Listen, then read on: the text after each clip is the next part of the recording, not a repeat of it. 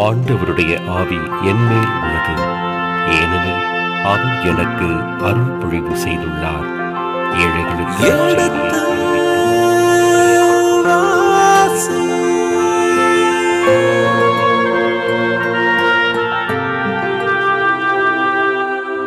எடுத்து வாசி.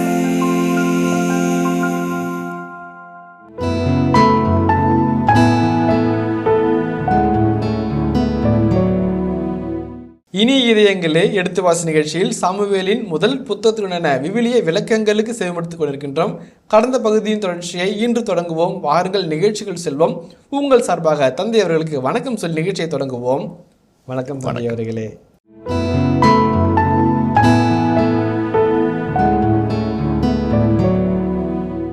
தாவீது என்கிறவர் யார்? சவுல் என்கின்ற மாமனாருடைய மருமகன், அரச குடும்பத்தை சார்ந்தவன், அரசனுக்கு மிக நெருங்கிய உறவு. அரியாசனத்திற்கு இவனுக்கு சரியாசன பங்கு உண்டு.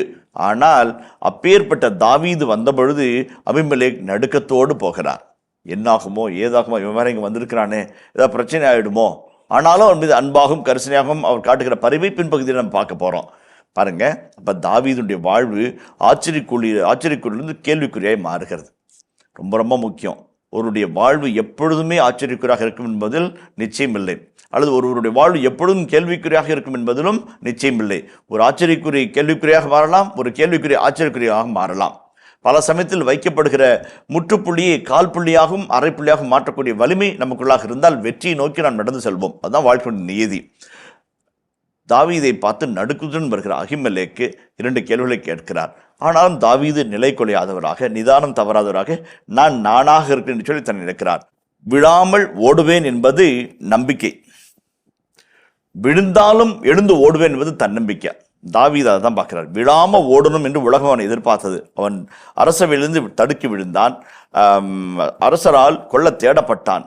அவன் விழுந்து ஓட வேண்டியதாக இருக்கிறது. விழுந்தாலும் நான் ஓடுவேன் என்ற தன்னம்பிக்கையில் புறப்பட்டு போகிறான். அதுதான் நம்ம பார்க்குறோம். அதை எங்கே பார்க்குறோம்? அந்த 3-4 வசனங்களில் பார்க்குறோம். நீ ஏன் தனியாக இருக்கிற, உங்களோட யாரும் வரலையா என்று அகிமெலேக் நடுக்கத்தோடு கேட்ட பொழுது தாவீது சொல்கிற வார்த்தைகளிலே ஒரு அற்புதமான விடை இருக்கிறது. அவருடைய தன்னம்பிக்கை இருக்கிறது, அவருடைய மதியம் இருக்கிறது. அதை நம்ம பார்ப்போம். அதற்கு தாவீது குரு அகிமெலேக்கிடம், அரசர் எனக்கு ஒரு பணியை கட்டளையிட்டுள்ளார். நான் உன்னை அனுப்பிய நோக்கத்தையும் உனக்கு அளித்த கட்டளையையும் ஒருவரும் அறியக்கூடாது என்று அரசர் கூறியுள்ளார். எனவே ஒரு குறிப்பிட்ட இடத்தில் என்னை சந்திக்குமாறு என் தோழர்களுக்கு சொல்லியுள்ளேன். ஓகே, இப்போ அரசர் எனக்கு ஒரு தனிப்பட்ட வேலை கொடுத்துள்ளார். அது யார்கிட்ட சொல்ல வேணாம்னு அரசர் சொல்லியிருக்கிறார். இந்த அரசர் என்கிறவர் யார்? தாவீது பொய் சொல்கிறாரா? அபிஷேகம் செய்யப்பட்டவர் பொய் சொல்லலாமா என்றெல்லாம் கேள்விகள் எழலாம். அதற்கு விவிலிய வல்லுநர்கள் அழகான விடையை சொல்லுகிறார்கள். பல சமயங்களில் தாவீது கடவுளை அரசராகவும் விவிலியமே இறைவனை அரசராகவும் படம் பிடித்து காட்டியிருக்கிறதை நாம் பல இடங்களில் நாம் பார்க்கிறோம். உதாரணத்திற்கு 8ஆம் அதிகாரம் 7ஆம் வசனத்தை வாசிப்போமே. ஆண்டவர் சாமுவேலிடம் கூறியது, மக்கள் குரலையும் அவர்களிடம் கூறுவது அனைத்தையும் கேள், ஏனெனில் அவர்கள் உன்னை புறக்கணிக்கவில்லை, அவர்களை நான் ஆளாதபடி என்னைத்தான் புறக்கணித்து விட்டனர். அப்போ சாமுவேல் தலைவராக இருக்கிறார். ஒரு அரசனை போல நீதி தலைவராக, ஒரு இறைவாக்கினராக, ஒரு குருவாக செயல்படுகிறார். அவங்க அரசன் வேண்டும்னு கேட்டப்ப ஒன்னை புறக்கணிக்கல, அரசனாக என்னை புறக்கணித்தார்கள் என்று ஆண்டவர் சொல்லுகிறார். அப்ப இறைவன் தன்னை அரசனாக அடையாளம் காட்டுகிறார். அதே 1 சாமுவேல் 12ஆம் அதிகாரம் 12ஆம் வசனத்தை வாசிப்போமே. அம்மோனிய அரசன் ஆகாசு உங்களை எதிர்த்து வருவதை கண்டபொழுது நீங்கள் இல்லை, எங்களை அரசால எங்களுக்கு ஒரு அரசர் வேண்டும் என்று என்னிடம் கூறினீர்கள். இதோ நீங்கள் விரும்பி தேர்ந்து கொண்ட அரசர், நீங்கள் வேண்டியவாறு உங்களை ஆள ஆண்டவர் ஒரு அரசை தந்துள்ளார். நீங்கள் ஆண்டவருக்கு அஞ்சி அவருக்கு பணிந்து அவர் குரலுக்கு செவி கொடுத்து ஆண்டின் கட்டளைக்கு எதிராக கலகம் விளைவிக்காமலும் நீங்களும் உங்களை ஆளும் அரசரும் உங்கள் கடவுளாகிய ஆண்டவரை பின்பற்றுவர்களாக இருப்பீர்கள். அப்போ அரசனை பின்பற்றுனா கடவுளை பின்பற்ற மாதிரி. ஏன்னா அவர் அரசருக்கு இல்லாமல் அரசர், அரசனை கொடுப்பது இறைவன் தான். அப்போ அரசனின் ஊற்று என்பதும் இறைவன் தான். அப்போ கடவுள் அரசன்னு சொல்றதும் தப்பே கிடையாதுன்னு 1 சாமுவேல் 8ஆம் அதிகாரம் மற்றும் 12ஆம் அதிகாரம் சொல்லுது. அதே போல திருப்பாடல் 5:2 வாசிப்போமே.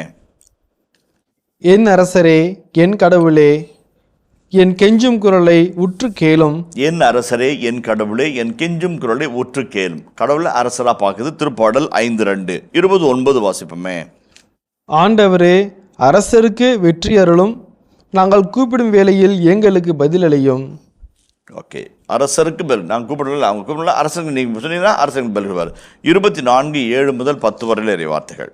வாயில்களே உங்கள் நிலைகளை உயர்த்துங்கள், தொன்மைமிகு கதவுகளே உயர்ந்து நில்லுங்கள், மாட்சிமிகு மன்னர் உள்ளே நுழையட்டும். மாட்சிமிகு மன்னர் இவர் யாரோ? வலிமையும் ஆற்றலும் கொண்ட ஆண்டவர் இவர். இவரே போரில் வல்லவரான ஆண்டவர். போரில் வல்லவரான ஆண்டவர், மாட்சிமையும் மகிமை மிகுந்த ஆண்டவர் என்று இறைவனை பற்றிய அழகான வர்ணனையை திருப்பாடல் அழகாய் சுட்டி காட்டுகிறது. அந்த வகையில் பார்க்கின்ற பொழுது இறைவனை அரசனாக பார்ப்பது என்பது முடியாட்சி காலத்திலும் அதற்கு பின்னாலே நாட்களும் வந்த ஒரு அழகான ஒரு கோட்பாடு, சித்தாந்தம். அந்த வகையில் பார்க்கும்போது தாவீது பொய் சொல்லவில்லை. இவன் அகிமெலேக்கு அரசனை பற்றிய செய்திகளுக்காக காத்திருக்கிறார். தாவீதும் அரசனை பற்றிய செய்தியை கொடுக்கிறார். ஆனால் அவர் போய் கேட்ட அரசனும் இவர் சொல்கிற அரசனும் வெவ்வேறு அரசர்கள். ரொம்ப அழகான ஒரு நீதியாக அந்த இடத்துல நம்ம பார்க்குறோம். எந்த இடத்துல யாருக்கும் நோகாமல் யாரையும் ஏமாத்தாத ஒரு ஹானஸ்ட் ஆன்சர், ஒரு நேர்மையான பதில். அவருக்கு வேண்டிய பதிலும் கிடைத்தாயிற்று, இவருக்கு வேண்டிய உண்மையும் அங்கே போய் சேர்ந்தாயிற்று என்று விழிவண்ணர்கள் சொல்கிறார்கள். அதை தொடர்ந்து பார்க்கும்போது, நீ ஏன் தனியே இருக்கிறாய், உன்னுடன் யாரும் வரவில்லையா? ரொம்ப அழகான ஒரு வார்த்தை. தனிமையாக போகிறது. இங்கே நோபுக்கு போகிறாரு. அவருடைய படைவர்கள் எங்கே இருக்கிறாங்கன்னு யாருக்குமே தெரியல, ஆனால் அங்கே தான் இருக்கிறாங்க. அடுத்த வசனத்தில் பார்ப்போம். அவர்கள் சுத்தமாக இருக்கிறாங்களா? சுத்தமாக தான் இருக்கிறாங்க. அவங்களுக்கு சாப்பிட்றது ஏதாவது கொடுங்கெல்லாம் கேட்குறாரு. அகிமெலேக்கு அரசவையினுடைய வழிபாட்டு தளத்தினுடைய ராயல் கல்டிக் சாங்சுரியுடைய இன்சார்ஜ். ஆனால் அங்கே யார் வந்திருக்காங்கன்னு யாருக்குமே தெரில. ஒரு படம் பதுங்கி இருக்குது, அவனுடைய தோழர்கள் பதுங்கி இருக்கிறாங்க. தாவீது மட்டும் தனியாக வந்த மாதிரி அவருக்கு தெரிகிறாரு. அதுதான் அந்த தாவீதினுடைய மதியுகம், தாவீதினுடைய போர்த்திறன் இல்லைங்களா? அப்போ அதெல்லாம் சொல்கிறாரு, secrecy and solitude is a tactics of the royal people. அந்த அப்படியே சீக்ரெட்டாக அதே மாதிரி தனிமையில் வர்றது, அது தனியாக மரமாக தான் இருக்கும். ஆனால் அவரை சுற்றிய போதுமான பாதுகாப்பு, அவரை சுற்றிய போதுமான மதியுக திட்டம் அங்கே உள்ள இருக்கும் என்பதை புரிந்து கொள்ள அழைக்கப்படுகிறோம். அதுவே அப்படியே ஸ்ட்ராட்டஜியை நம்மளுக்கு சுட்டி காட்டுது. அடுத்த வசனத்தை பார்ப்போமே. உண்பதற்கு இப்பொழுது உம்மிடம் என்ன இருக்கிறது? 2-3 அப்பங்களோ வேறு என்ன உம்மிடம் உள்ளதோ எனக்கு தாரும் என்றார். இப்போதான் அருமையான ஒரு காட்சி. இப்போ அப்பங்கள் எடுத்துக்கிட்டு அண்ணங்களை பார்க்க போனார். நாட்டை காப்பாற்றினார். இப்போ அப்பங்களை கேட்டு நிற்கிறாரு. இன்னொரு நாட்டுக்காக போராட்டத்தை ஆரம்பிக்க போகிறார். அப்பங்கள் என்பது ஒரு குறியீடாக இருக்கிறது. அப்பா கொடுக்குறாரு. அப்பங்களையும் திராட்சை பலர் வடையையும் அதுபோல் பால் கட்டின்னு எடுத்துக்கிட்டு அவர் போர்கள் அப்போ தான் அறிமுகம் ஆகிறாரு. இப்போ படையை வழிநடத்துவதற்கு தேவையான உணவுக்காக கையேந்தி நிற்கிறார். அவர் 2-3 அப்பங்களோ அல்லது வேறு என்ன இருக்குதோ அதை கொடு என்று கேட்பது எதை குறித்து காட்டுகிறது? தன் படைவர்களுக்காக அவர்கள் பசியால் மடியாதபடி அவருடைய தேவையை நிறைவு செய்யும்படி அரசர் கையேந்தி இருக்கிறார். அரசுடைய மருமகன் அங்கே கையேந்தி இருக்கிறார் என்பதை நம்ம புரிந்து கொள்ள ஆசைப்படுகிறோம். இரண்டாவது, அவர் பசியார்னா மட்டும் போதாது, அவருடைய பறவைகளுக்கும் அவர் பராமரிக்கிறவராக இருக்கிறார் என்பதை அவருடைய அக்கறையை நம்ம புரிஞ்சுக்கிறோம். ரெண்டாவது மிக முக்கியமானது, இந்த அண்மை தொன்மை கிழக்கு நாடுகளில் நம்ம வழிப்பயணத்தில் இருக்கும்போது எப்பயும் எல்லா உணவையும் நம்ம சுமந்துட்டு போகவே முடியாது. போகின்ற இடத்திலோ அல்லது மற்றவருடைய விருந்தோம்பலிலோ அப்படிப்பட்ட நம்முடைய தேவைகளை சந்திப்பது என்பது ஒரு இயல்பான ஒரு காரணமாக இருக்கிறது. உதாரணத்துக்கு பாருங்களேன், தொடக்க நூல் 18ஆம் அதிகாரம் 3 முதல் 8 வரை வசனங்களை வாசிப்போமே. தொடக்க நூல் 3 முதல் 8, அதை அப்படி படித்து என்னன்னு கூட சொல்லலாம், போதும். தொடக்க நூல் 18 3-8. ஆபிரகாமுக்கு மகன் வாக்களிக்க பெறலும் என்ற பகுதி. 3 இளைஞர்கள் வருகிறது. ஆடவர்கள் அவங்க வீட்டில் விருந்தாடி அப்ரஹாமையும் சாரையும் ஆசீர்வதித்து அவரோட பிள்ளை வரத்தை கொடுத்துட்டு போகிறாங்க. அந்த விருந்தோம்பலம் வழியில் போகும்போது இவரே வழியில் போய் வாங்க தங்கன்னு சொல்லி காலை கழுவி விட்டு அவங்களுக்கு தேவையான உணவை கொடுத்து அவங்கள உபசரித்து விருந்தோம்பல். அண்மை தொழிற்காரர்கள் இப்படிப்பட்ட விருந்தோம்பல் மிக முக்கியமான ஒன்றாக இருக்கிறது. நீதித்தலைவர்கள் 19ஆம் அதிகாரம் 20-21 வசனங்களை வாசிப்போமே. அப்பொழுது முதியவர், உனக்கு நலம் உண்டாகுக, உன் தேவைகள் அனைத்தையும் நான் கவனித்துக் கொள்கிறேன், இரவில் சதுக்கத்தில் மட்டும் தங்காதே என்றார். அவர் அவரை தம் வீட்டுக்கு அழைத்து வந்தார். கழுதைகளுக்கு தீவனம் அளித்தார். அவர்கள் தங்கள் பாதங்களை கழுவினர், உண்டு குடித்தனர். அப்போ விருந்தோம்பல் என்பது அது முகமரியாதவராக இருந்தால் கூட உபசரிக்க விடு கட்டளை. இப்போ அகிமெலேக்கு அரசனுடைய வழிபாட்டு தளத்துடைய பொறுப்பாளர், அரசனுடைய குடும்பத்தை ஒருவராக இருக்கிற அல்லது நண்பராக இருக்கிற நாட்டை காப்பாற்றி தாவீதுக்கு உதவுவது கடமையாகிறது. இப்போ ஏதாவது கொடு என்று கேட்கிற உரிமை இவருக்கு இருக்கிறது, கொடுத்து உதவ வேண்டிய கடமை அவருக்கும் இருக்கிறது. இது நண்டன போச்சு. இப்போ அடுத்த காட்சி பாருங்களேன், என்ன இருக்குதுன்னு கேட்கும்போது என்ன சொல்றாரு? 4ஆம் வசனம். குரு தாவீதை நோக்கி, தூய அப்பமே என்னிடம் உள்ளது, சாதாரண அப்பங்கள் இல்லை. இளைஞர்களாகிய நீங்கள் பெண்களோடு உறவு கொள்ளாமல் இருந்தால் நீங்கள் அதை உண்ணலாம் என்றார். ரொம்ப முக்கியமான ஒரு செய்தி, சும்மா எளிய செய்தியான அழகான ஒரு செய்தியாக இருக்கிறது. அதாவது நான் அப்பங்கள் சாதாரண அப்பம் கிடையாதுப்பா, சுட்டு அதில் புளியாத அப்பமோ புளிச்ச அப்பமோ அப்போ அவ்வளோ செய்யப்பட்ட அப்பமோ என்கிட்ட இல்லை. ஆனால் என்னுடைய திருப்பிரசனத்தில் வைக்கக்கூடிய அப்பங்கள் மட்டுமே இருக்கிறது. திருப்பிரசன்னத்தின் அப்பம் என்று சொல்வார்கள், அல்லது அது ஷோ பிரெட் என்று ஆங்கிலத்திலே சொல்வார்கள். என்னுடைய பிரசனத்திற்குள்ளாக கொண்டு போகப்பட்டு புனிதப்படுத்தப்பட்ட ஒரு பொருள். அது அர்ப்பணிக்கப்பட்ட அபிஷேகம் செய்யப்பட்டவர்கள் மட்டும் அல்லது குருக்கள் மட்டும் உண்ணக்கூடிய புனிதமான இடத்திலிருந்து உண்ண வேண்டிய ஒரு பொருளாகவும் இருக்கிறது என்பதை அந்த பகுதி சுட்டி காட்டுகிறது. அந்த வகையில் பார்க்கின்ற பொழுது விடுதலை பயணம் 25ஆம் அதிகாரம் 30ஆம் வசனத்தை வாசிப்போமே. என் முன் இம்மேசை மேல் எப்பொழுதும் திருமுன்னிலை அப்பம் வைப்பாயாக. பிரசன்னத்தின் அப்பம் என்று பழைய மொழி பிறக்கிறது. அதாவது பிரெட் ஆஃப் த பிரசன்ஸ் என்று ஆங்கிலத்தில் இருக்கிறது. என் திருமுன்னிலை அப்பம் என்று என்னுடைய திருமுன்பாக வைக்கப்படுகிற அப்பம். அதான் விடுதலை 25:30 நாம் சந்திக்கிறோம். அப்படிப்பட்ட உணவு அப்பம், லெஹம் என்று எபிரேய மொழியில் சொல்வார்கள். ஃபுட் அல்லது பிரெட் என்று வார்த்தையை மொழிபெயர்ப்பு செய்கிறார்கள். அப்பங்கள் சில சமயத்தில் முழுமதி கொண்ட நாட்களிலே, பௌர்ணமி நாட்களிலே அவை தயாரிக்கப்பட்டு பிரசனத்துக்குள்ள கொண்டு செல்லப்படும். 1 சாமுவேல் 20:24. அவ்வாறே தாவீது வயல்வெளியில் ஒளிந்து கொண்டார். அமாவாசை நாள் வந்தபோது உணவருந்த அரசர் அமர்ந்தார். அமாவாசை நாள் உணவு அமர்ந்த முழுமதி அல்லது அமாவாசை நாட்களில் இப்படிப்பட்ட அப்பங்கள் தயாரிக்கப்படும். அந்த அப்பங்களை உண்பதற்கு 27ஆம் வசனத்தை வாசிங்களேன். அதே பகுதியில் அமாவாசைக்கு அடுத்த நாளும் தாவீதின் இருக்கை காலியாக இருந்தது. அப்பொழுது சவுல் யோனத்தானை நோக்கி, ஈசாயின் மகன் நேற்றும் இன்றும் உணவருந்த வராதது ஏன் என்று கேட்டார். அந்த திருமுன்னில் அப்பங்களை தயாரித்து தூய மக்கள், அரசவை மக்கள் அந்த முன்னமே ரிச்சுவல் ஃபுட்டை உண்பார்கள். அந்த திருச்சடங்கினுடைய புனித அப்பத்தை உண்பார்கள். அதுக்கு சாப்பிட அவன் வரலையே, நேற்று வரல இன்னைக்கு வரலையே ஏன் என்று கேட்கிறார். அது குறித்து காட்டுகிறது.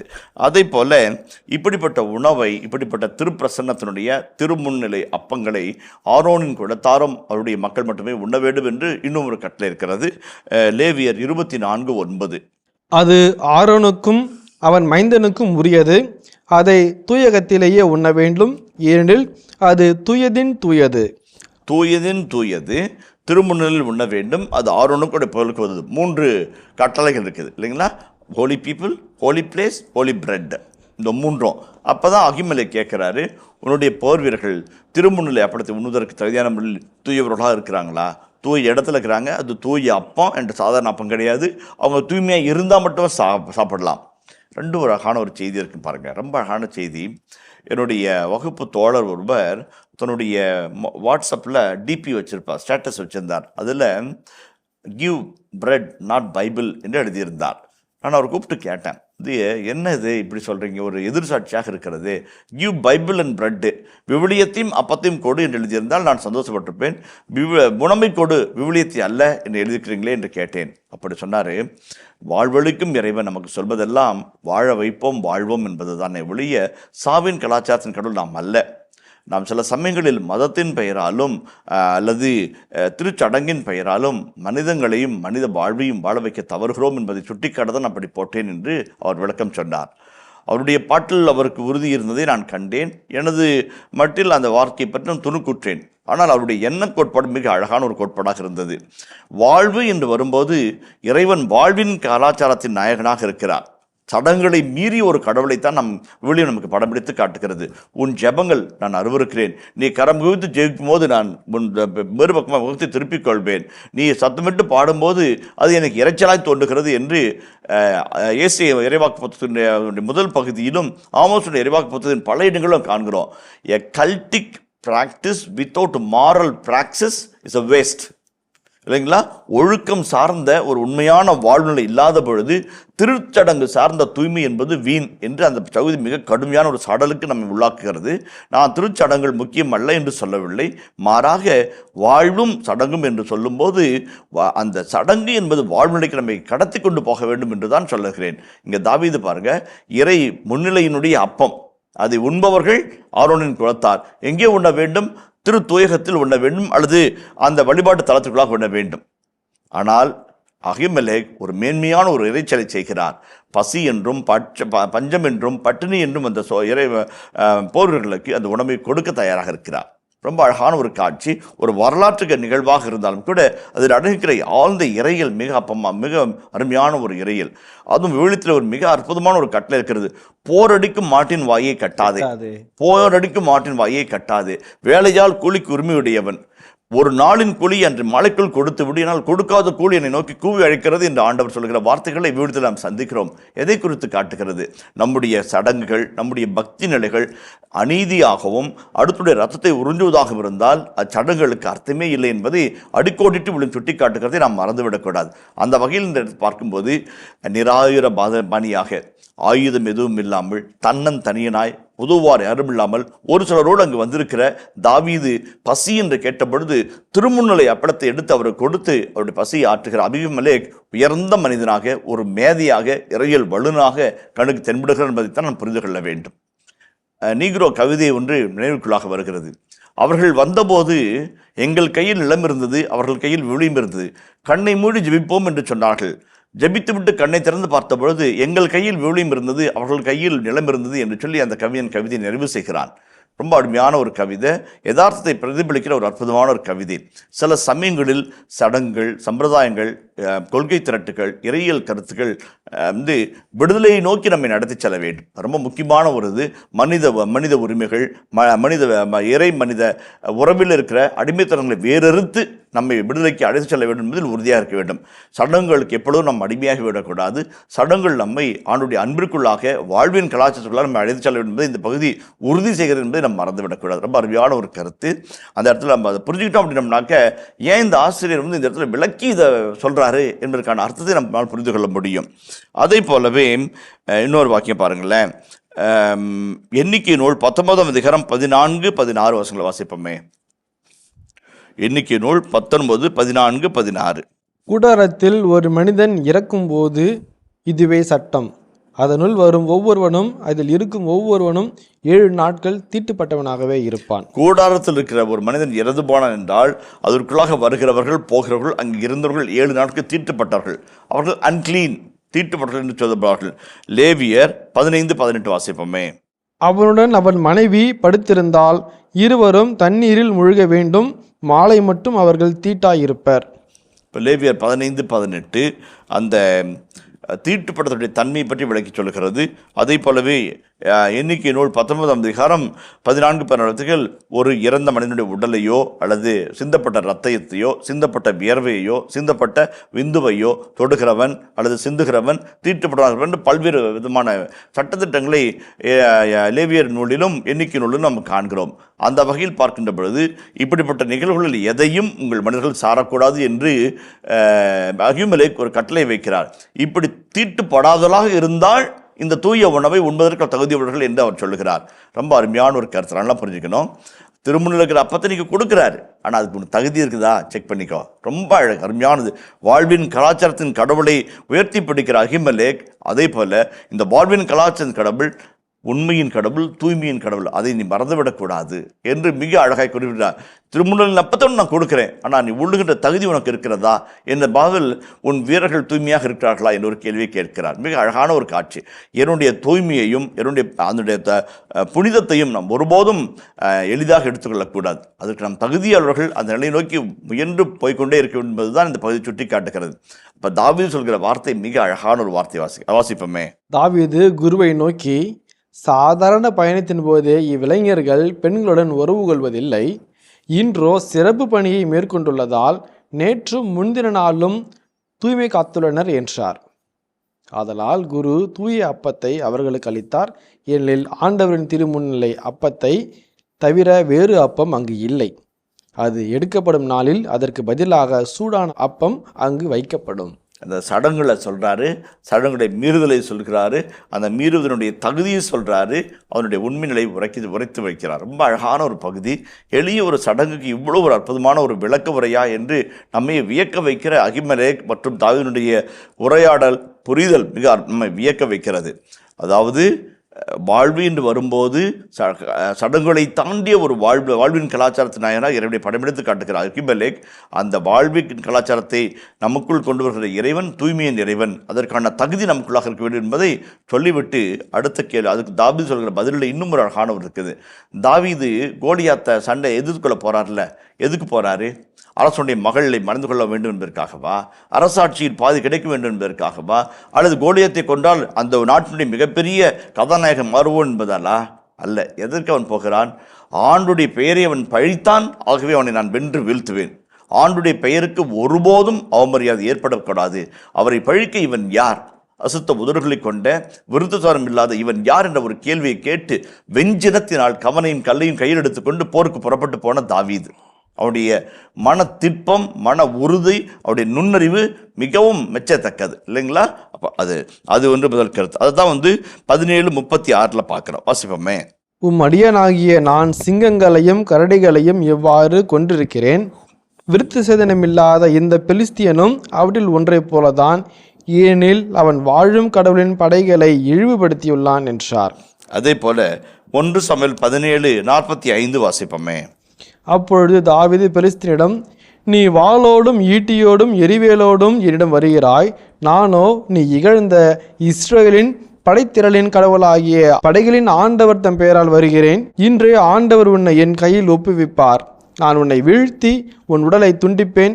பெலிஸ்தீரின் பிணங்களை வானத்து பறவைகளுக்கும் பூவுலக விலங்குகளுக்கும் கையளிப்பேன்.